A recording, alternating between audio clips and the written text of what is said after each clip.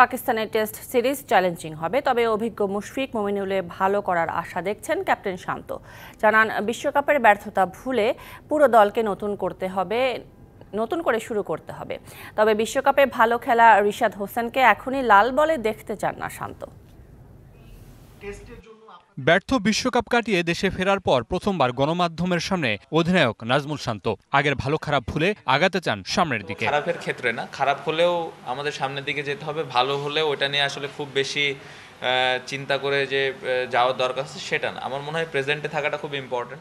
সামনে বাংলাদেশের পাকিস্তান সফর, 2 টেস্টের এই সফর চ্যালেঞ্জিং হবে বলে জানিয়েছেন কাপ্তান। তবে অভিজ্ঞ মুশফিকুর রহিম মমিনুলরা থাকায় দেখছেন আশার আলো। এটা অবশ্যই অনেক চ্যালেঞ্জিং হবে, তারা খুবই ভালো দল, বাট আমার মনে হয় যে এই ফরম্যাটে আমাদের বেশ কিছু এক্সপেরিয়েন্স প্লেয়ার আছে।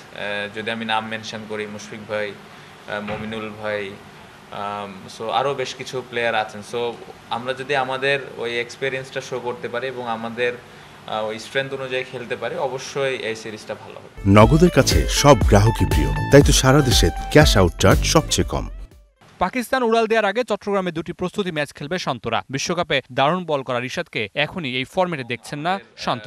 চিটাগংয়ে 2টা প্র্যাকটিস ম্যাচ আছে সামনে, সো যারা এই স্কোয়াডের সাথে জড়িত থাকবেন তারা ওই প্রিপারেশনটা নিতে পারবেন ঠিক মতো, এবং প্ল্যানিং ওয়াইজ খুব ভালোভাবে প্ল্যান করা আছে। এক্সপিরিয়েন্স যতটুকু মনে হয়, আমার মনে হয় না এই মুহূর্তে রেড বলের জন্য ও পুরোপুরি রেডি।